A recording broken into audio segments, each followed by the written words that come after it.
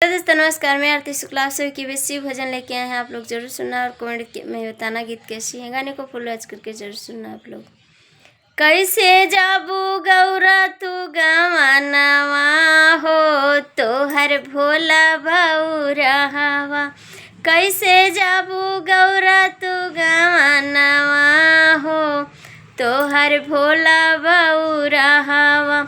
तू तो खालू गौरा मीठ पकवानवा।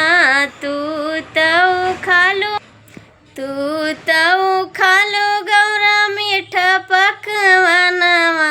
वही तो खाले भांगी कै गोलवा हो कैसे जाबू तू गवानवा। उ तो खाले भांगी कै गोलवा हो कैसे जाबू तू गवानवा। गौरा तोहर भोला बौरहवा हो कैसे जाबू तू गवानवा। तू तो पीऊ गौरा नलका कै पानी। तू तो पीऊ गौरा नलका कै पानी। वो तो पिए गांजयो भंगवा हो कैसे जाबू तू गवानवा। वो तो पिए भांगियो गंजवा हो कैसे जाबू तू गवानवा।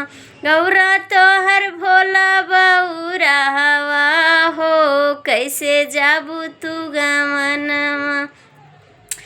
तू तो पहनू लहंगा गौरा लहंगा या चुंदरी। तू तो पहनू गौरा लहंगा या चुंदरी। कैसे पहनबो मीर कै छलवा हो तोहर भोला बौरहवा। कैसे पहनबो मीर कै छलवा हो तोहर भोला बौरहवा। कैसे जाबू गौरा तू गवानवा हो तोहर भोला बौरहवा। तू तो सुतू भोला गदा गलैचा। तू तो सुतू भोला गदा गलैचा।